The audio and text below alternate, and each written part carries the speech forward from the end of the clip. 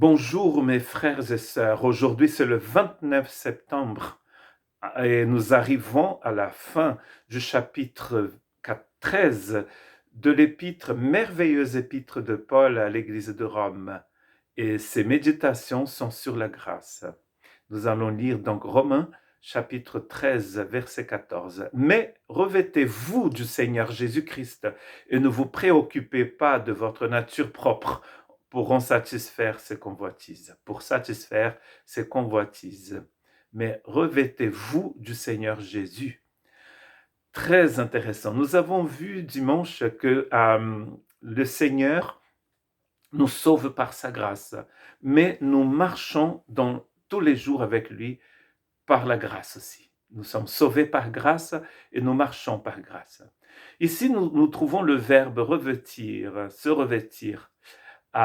Et là, donc, pendant plusieurs textes que dans plusieurs textes nous allons lire, nous allons trouver ce mot se revêtir. Et là, il dit qu'il faut se revêtir du Christ. Je ne sais pas si vous vous souvenez que dans d'autres méditations, nous avons dit que, en lisant le texte de Romains 13, que Dieu nous demande, en fait, il ne nous encourage pas, il nous demande d'enlever le vêtement de nuit, les pyjamas que nous avons portés pendant longtemps, d'enlever cela et de mettre des vêtements du jour, des vêtements de la lumière. Et ici, il nous explique ce vêtement. En fait, le vêtement ici, c'est Christ lui-même. Il a deux options ici. Soit nous réveillons de ce sommeil, nous allons nous revêtir de la chair, ou soit du Christ. Il n'y a pas de neutralité dans le royaume de Dieu, comme nous avons déjà vu. Jésus dit, celui qui ne ramasse pas avec moi disperse. On ne peut pas vivre au milieu, un genre de pays neutre. Nous ne sommes ni en guerre, nous ne sommes ni pour A ni pour Z, nous sommes neutres. Il n'y a pas de neutralité.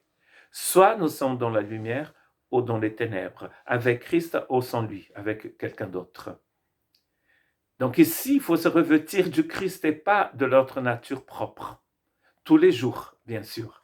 Un autre texte qui parle aussi de se revêtir, c'est Galates 3, 27. Et là, nous allons trouver une chose intéressante, c'est qu'il va mettre tout cela dans le passé. En effet, vous tous qui avez été baptisés en Christ, vous avez été revêtus de Christ. Donc maintenant, nous pouvons comprendre un peu mieux ce que Dieu vous demande de faire tous les jours, c'est de revêtir ce que vous avez déjà. Dieu nous a déjà revêtus du Christ. Vous tous qui avez été baptisés en Christ. Ça veut dire quoi d'être baptisé en Christ? Romains 6, n'est-ce pas? Relisez Romains 6. Nous avons été baptisés dans la mort du Christ, baptisés dans son tombeau, baptisés dans sa résurrection. Le mot baptisé, le verbe baptiser voulant dire immerger, plonger, comme le Titanic a été baptisé dans l'océan Atlantique en 1912. Nous avons été baptisés en Christ. Tous ceux qui appartiennent au Christ ont été baptisés en Christ. Si vous n'appartenez pas au Christ, c'est peut-être parce que votre baptême en Christ n'a pas encore été validé par la foi, par votre décision de suivre le Christ. Nous avons été baptisés, il dit, c'est dans le passé, et Dieu nous a revêtus de Christ. Vous vous êtes revêtus de Christ. Donc ça veut dire que quand vous vous réveillez et vous prenez votre croix pour suivre le Seigneur avec votre nouvelle robe, c'est une robe que Dieu vous a déjà donnée. Et nous allons voir bien sûr la qualité de cette robe un peu plus loin. Colossiens 3, 12, ainsi donc en tant qu'être choisi par Dieu, donc des élus de Dieu, saints, donc mis à part et bien-aimés, remplis d'agapé, revêtez-vous de sentiments de compassion, de bonté, d'humilité, de douceur, de patience. Ceci étant une liste pas exhaustive du tout des fruits de l'esprit, c'est-à-dire des qualités de l'Esprit Saint. Donc on peut se revêtir de cela aussi. Quand on se revêtit du Christ, nous sommes revêtus des fruits de l'Esprit Saint. Cette décision que nous prenons de penser comme Christ et pas de penser comme nous-mêmes, de penser comme le monde, Cette décision que nous prenons de mettre ces vêtements de lumière tous les jours.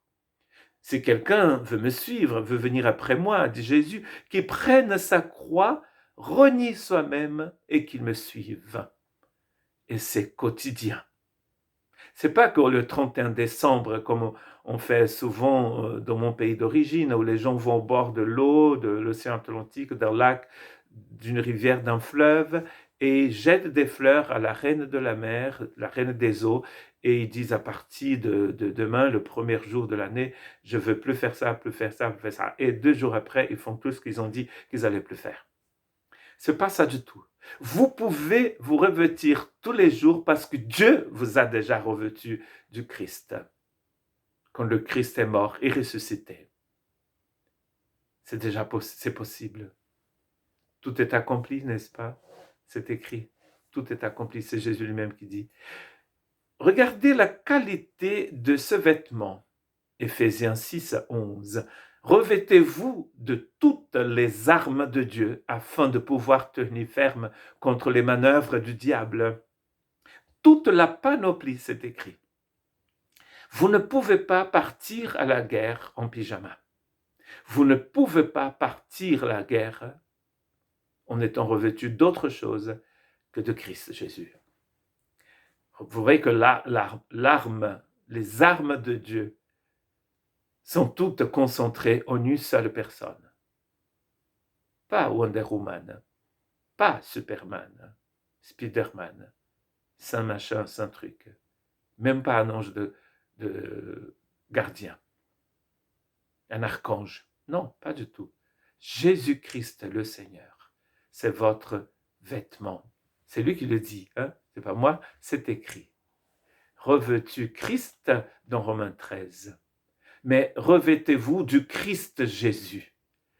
Et dans Galates 3, 27, vous tous qui avez été baptisés, vous vous êtes revêtus de Christ ou revêtus Christ tout simplement. Que Dieu puisse nous aider à avoir conscience de cela.